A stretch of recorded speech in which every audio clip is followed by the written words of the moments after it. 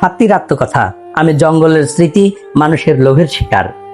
আমার দাঁতের দাম আমার জীবনের চেয়ে বেশি। আমি কি শুধু শিকারের জন্য জন্মেছি?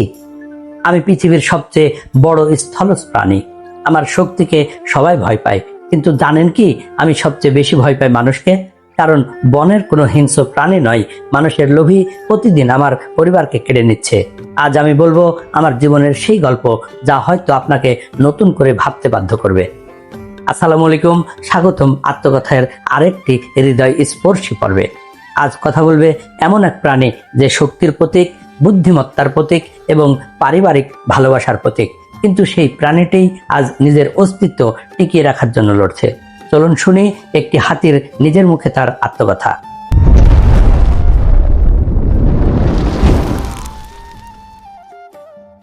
আমি জন্মেছিলাম গভীর সবুজ অরণ্যে। জন্মের পর প্রথম যে স্পর্শ অনুভব করেছিলাম সেটি ছিল আমার মায়ের সুর। সেই স্পর্শে ছিল নিরাপত্তা, ভালোবাসা আর জীবনের প্রথম শিক্ষা। আমাদের দলে সবাই একে অপরের আপন। আমরা একসঙ্গে চলি, একসঙ্গে খাই, একসঙ্গে বিপদ মোকাবেলা করি। মানুষ আমাকে দেখে আমার বিশাল শরীরের কথা বলে, কিন্তু খুব কম মানুষ জানে আমার স্মৃতিশক্তি অসাধারণ। বহু বছর আগের পথ, মানুষ, এমনকি ভালোবাসাও আমি ভুলে যাই নাই। আমি রাগ করি, আমি আনন্দ পাই, আমি শোক করি, আমিও অনুভব করি। কখনো আমি মানুষের বন্ধু ছিলাম, মানুষের ভার বহন করেছি, জঙ্গলে কাজ করেছি, ধর্মীয় ও সাংস্কৃতিক অনুষ্ঠানের অংশ হয়েছি। কিন্তু সময় বদলেছে, এখন অনেকেই আমাকে বন্ধু নয়, লাভের বস্তু হিসেবে দেখে। আমার দাঁত, যেটা আমার শরীরের একটি অংশ, সেটাই আমার মৃত্যুর কারণ হয়ে দাঁড়িয়েছে। শিকারের গুলিতে আমি পড়ে যাই, তারপর আমার নিথর শরীর থেকে দাঁত কেটে নেওয়া হয়। আমার সন্তান তখন আমার পাশেই দাঁড়িয়ে থাকে। সে বুঝতেই পারে না কেন তার মা আর কখনো দাঁড়াবে না। প্রতিদিন বন কমছে, আমার চলার পথ কেটে রাস্তা হচ্ছে, ঘর হচ্ছে, শহর হচ্ছে। খাবারের খোঁজে যখন মানুষের এলাকায় যাই, তখন আমাকে আক্রমণ করা হয়।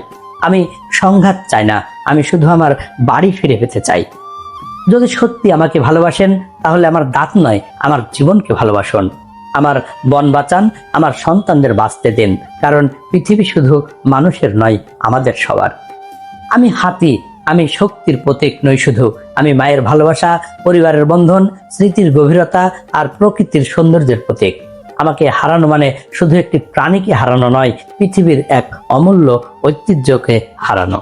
যদি হাতির এই আত্মকথা আপনার হৃদয় ছুঁয়ে যায়, তাহলে ভিডিওটিতে একটি লাইক দিন, কমেন্টে লিখুন প্রকৃতি বাঁচুক, হাতি বাঁচুক। আর এমন হৃদয় স্পর্শী আত্মকথা সিরিজ নিয়মিত দেখতে এখনই পেজটি ফলো করে রাখুন। যারা ইউটিউব থেকে দেখছেন, তারা চ্যানেলটি সাবস্ক্রাইব করুন এবং বেল আইকনটি অন করে রাখুন। আজকের মতো বিদায়, আবার দেখা হবে নতুন কোনো প্রাণী, মানুষ, বস্তু কিংবা জীবনের অজানা অধ্যায় নিয়ে আত্মকথায়ের নতুন পর্বে।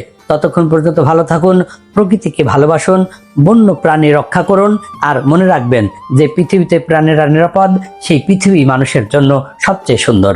আল্লাহ হাফেজ।